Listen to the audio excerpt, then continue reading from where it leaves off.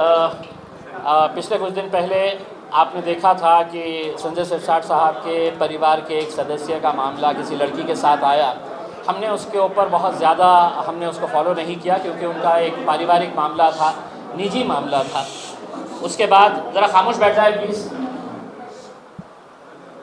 उसके बाद जो है विट्स होटल का मामला सामने आया और उस विट्स होटल के मामले के अंदर उन्होंने जब सफाई दी तो उन्होंने ये कहा कि 5 हमारे ये है पार्टनर्स है और वो 2-3 करोड़ रुपए जमा करके वो होटल लेने वाले थे और बाकी जो है वो लोन लेने वाले थे करके। ठीक है, वो भी हम मान लेते हैं। उसके बाद MIDC का शेंद्रा के लैंड का मामला सामने आया, जिसके अंदर एक ट्रक टर्मिनस की लैंड को किस तरीके से डी रिज़र्व करके बिना कोई प्रोसीजर फॉलो किए हुए ये पूरा का पूरा लैंड जो है 5 एकड़ के करीब का लैंड, 2,20,000 स्क्वायर फीट का लैंड जो है वो सिरसाट साहब के परिवार के सदस्यों को पूरे नियमों का उल्लंघन करके उनके हाथ में दे दिया गया। 6.5 करोड़ रुपए की वो लैंड थी। 106 करोड़ रुपए की वहाँ पर अल्कोहल की फैक्ट्री वो एस्टैब्लिश करने वाले थे। इसके बाद अब नए मामले सामने आए हैं।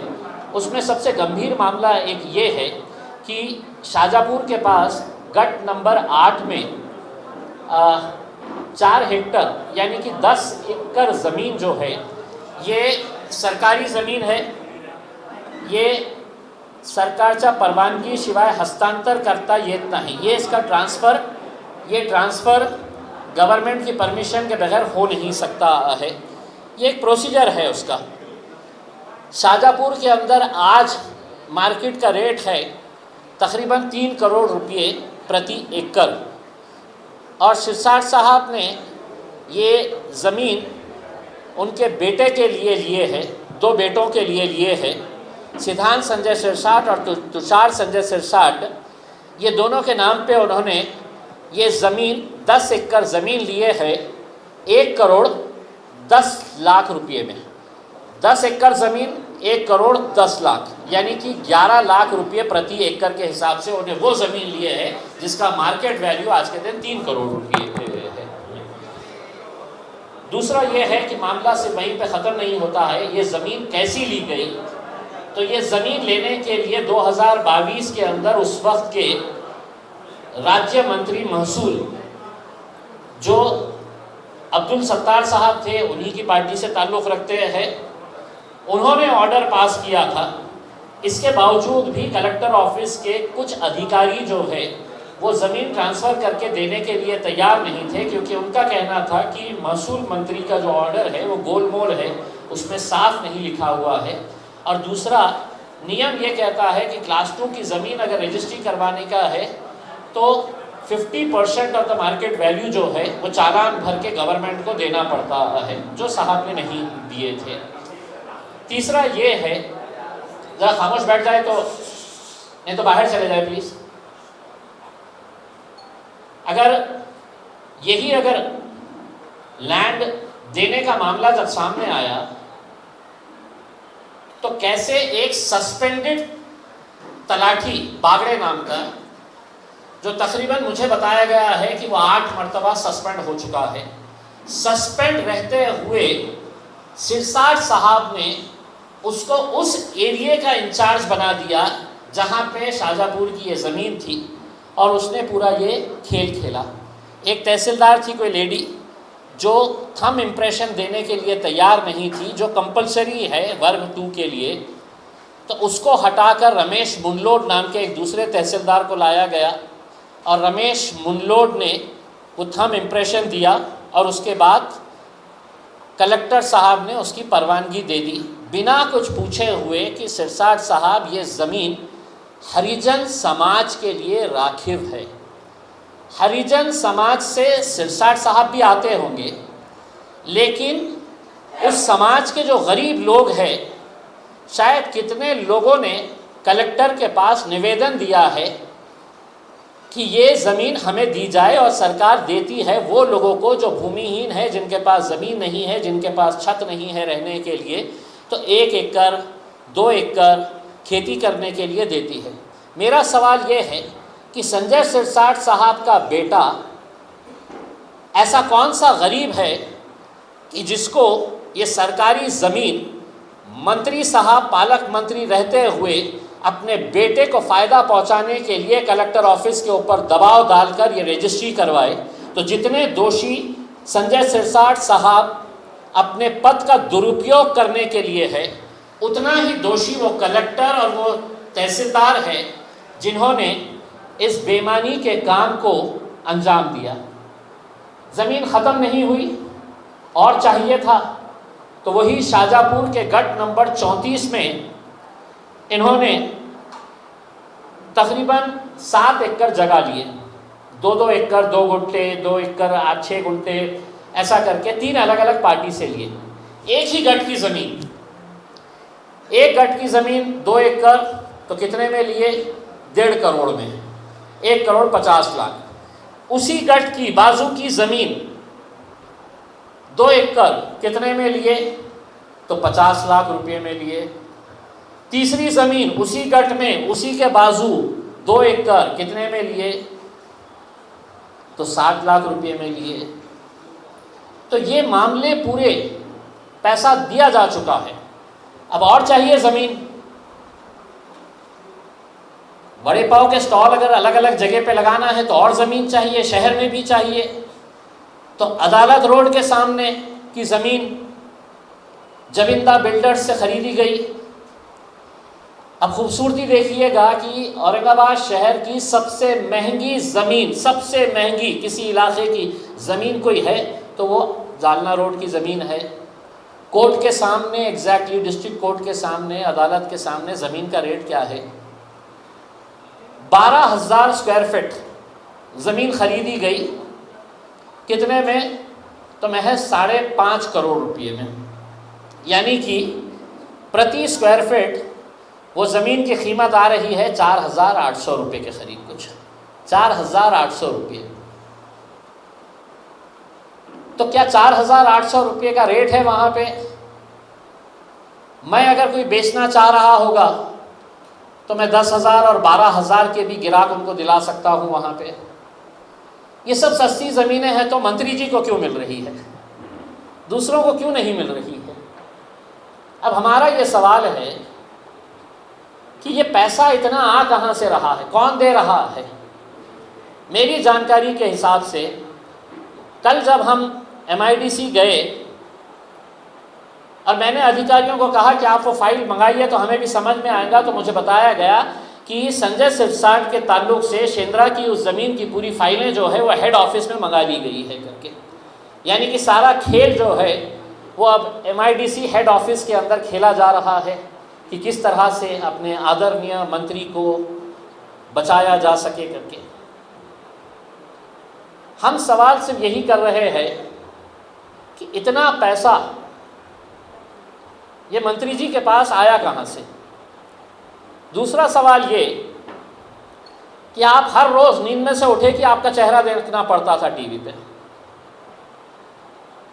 और आप दुनिया के हर मुद्दों के ऊपर बात करते हैं।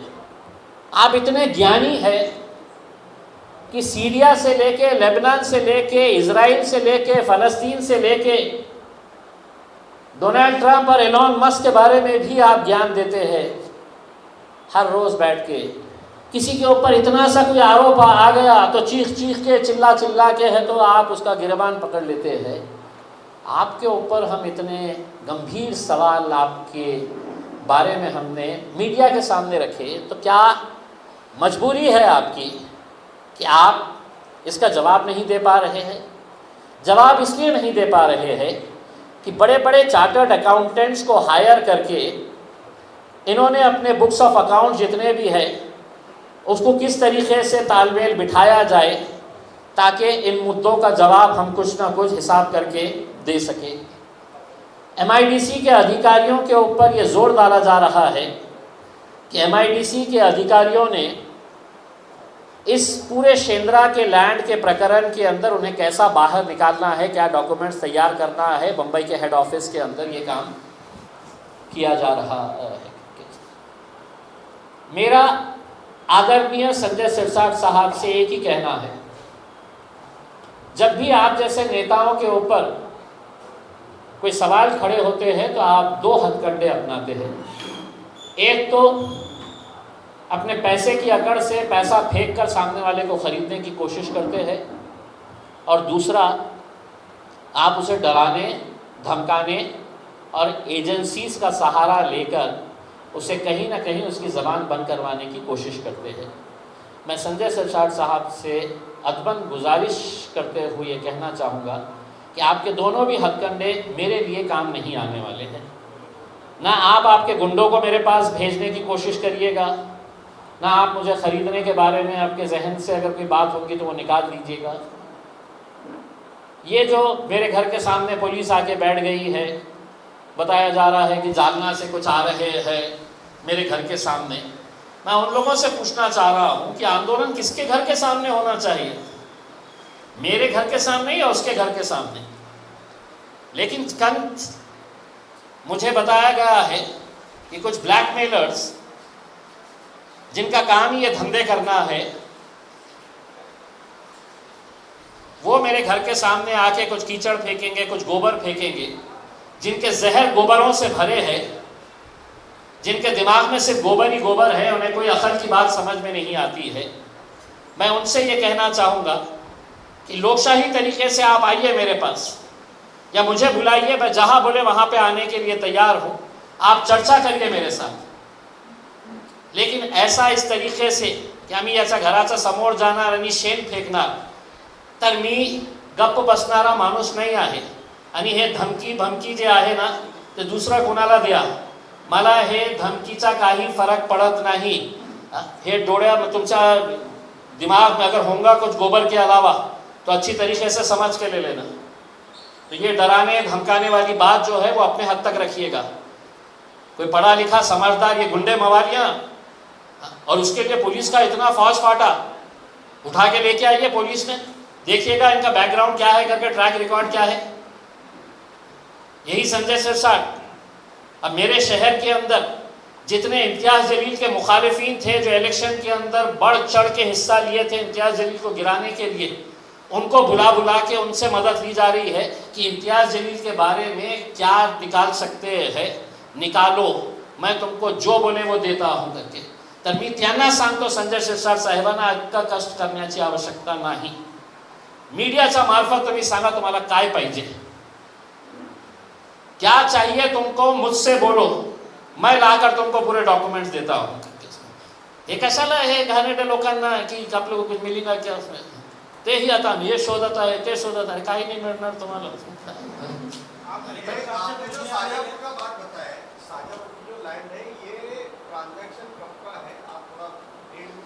देखिए, शाजापुर की जो लैंड है ये 2022 के अंदर, दिसंबर 2022 के अंदर, वो पेपर दिसंबर 2022 के अंदर ये मामला सामने आया था। शाजापुर जनवरी 2023 का ये मामला है, जो गट नंबर 8 का है, जो हरिजन समाज की ज़मीनें थी। और बाकी जो 3 ज़मीनें हैं जो शाजापुर गट के अंदर ही आते हैं, वो तो अभी 2025 और एक ज़मीन दिसंबर 2024, तो अभी पिछले 4-6 महीने के अंदर ही ये पूरा मामला हुआ है। मेरे हिसाब से अगर हमने आंकड़े अगर निकाले तो आपको समझ में आ जाएगा कि ये इतने पीरियड के अंदर ये जो ज़मीनों का खेल खेला गया है। इसके अलावा जो जानकारी मुझे मिली है वो नासिक के पास त्रिंबकेश्वर के अंदर साहब की एक 5 स्टार होटल का बहुत ज़ोरों से 24 घंटे काम किया जा रहा है। मेरे पास उसके डॉक्यूमेंट्स अभी तक आए नहीं हैं। मैं खुद त्रिंबकेश्वर जाके वहाँ पर उस ज़मीन का मायना करूँगा, इंस्पेक्ट करूँगा, और जानकारी ये है कि वहाँ पर एक 5 स्टार होटल साहब बना रहे हैं करके। वो होटल उनकी रहेगी और होटल के सामने वड़ा पाव जो है वो उनके कार्यकर्ता वहाँ पे जो उनके आगे पीछे घूम के जिंदाबाद मुर्दाबाद के नारे लगाने वाले हैं। 5 स्टार होटल के अंदर वो जाएंगे और उनके कार्यकर्ता जितने भी हैं वो सामने की वड़ा पाव के अंदर वहाँ पे उसी के अंदर खुश रहेंगे। देखिए, मैंने तो आपको पहले भी कहा कि डायरेक्ट नहीं करेंगे, अभी कुछ दिन इंतज़ार करेंगे कि हुकूमत की ईमानदारी का इम्तिहान लेंगे कि कितने ईमानदार हैं ये अपने भाषणों में जब ईमानदारी का दर्ज देते हैं, बहुत ईमानदारी की बातें करते हैं, भ्रष्टाचार के ख़िलाफ़ बातें करते हैं, तो इनका इम्तिहान है, हम देखेंगे कि मुख्यमंत्री देवेंद्र फडणवीस साहब सही मानों में जो भाषण में बोलते हैं वो करते हैं क्या। तो हम उनसे उम्मीद लगाएंगे कि कुछ इंक्वायरी करे करके उसमें, और अगर नहीं करते हैं तो फिर कुछ दिन इंतज़ार करके पूरे डॉक्यूमेंट सहित enforcement directorate, CBI, income tax, मैंने ऑलरेडी मुख्यमंत्री और गवर्नर साहब को पत्र भेज चुका हूँ कि आप हमें अपॉइंटमेंट दीजिएगा, हम आके आपको आपके मंत्री क्या क्या काम कारनामे अंजाम दे रहे हैं वो दिखाना चाहते हैं। और अगर समझ लीजिएगा नहीं करते हैं कुछ, तो फिर उसके बाद enforcement directorate, CBI, anti corruption wing और इनकम टैक्स, इनके सबको है तो डॉक्यूमेंट्स के साथ है तो ये सब पहुंचाया जाएगा। और इसके बावजूद भी अगर कुछ नहीं होता है तो कोई एक अच्छे वकील से अनुरोध करूंगा कि आप सामने आए, हमारा साथ दे, और हम अदालत के अंदर भी जाने की फिर तैयारी रखेंगे। देखिए इसके अंदर आंदोलन क्या करें हम समझ में नहीं आ रहा है। हम कुछ दिन की बात आपने कही, यस देखिए मैंने आपको यही कहा था कि मुद्दे पूरे ख़त्म नहीं हुए थे। अगर मैं मुद्दा सिर्फ एक ही रहता कि MIDC की लैंड का, तो शायद अभी तक हम गवर्नमेंट को पूरा दे दिए होते। लेकिन अगर पूरी पुस्तक बनाकर शिकायत की किताब ही भेजने का है तो उसके लिए थोड़ा सा इंतज़ार, पूरे डॉक्यूमेंट्स के साथ अगर देने का है। आज संजय सिरसाट साहब इस वजह से जवाब नहीं दे पा रहे हैं कि इम्तियाज़ जलील ने पूरा एक डॉक्यूमेंट अपने पास जमा करके रखा हुआ है, इस वजह से वो दे नहीं पा रहे हैं। तो मैं कोई ऐसा कच्चा काम नहीं खेलना चाह रहा हूँ कि कल है तो मुझसे पूछा जाए कि ये तो आपने गलत दिए है करके। हम पूरी तरीके से हमारे पास डॉक्यूमेंट्स आ जाते हैं, पूरे इश्यूज़ उनके ख़त्म हो जाते हैं, उसके बाद 100% जो है हम ज़्यादा देर नहीं, क्योंकि हमको भी मालूम है कि ये मुद्दा हट गया तो फिर कोई दूसरा मुद्दे के ऊपर चले जाते हैं करके, ये मुद्दे को हम रखेंगे।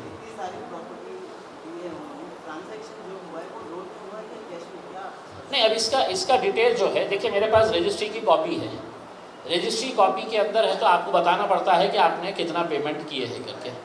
तो इन्होंने पूरा वाइट का जितना भी पेमेंट था, ये यूको बैंक से इन्होंने पूरे पेमेंट्स 5.5 करोड़ रुपये वहाँ का, फिर 6.5 करोड़ रुपये MIDC का, जालना रोड का 5.5 करोड़ रुपये, फिर 1.5 करोड़ रुपये शाजापुर का, 60 करोड़ रुपये शाजापुर का, 60 लाख रुपये शाजापुर का, फिर तीसरी लैंड 50 लाख रुपये शाजापुर की। और अभी अगर नासिक का त्रिंबकेश्वर का मिल गया तो एक 5 स्टार होटल भी आने वाली है अपने लिए।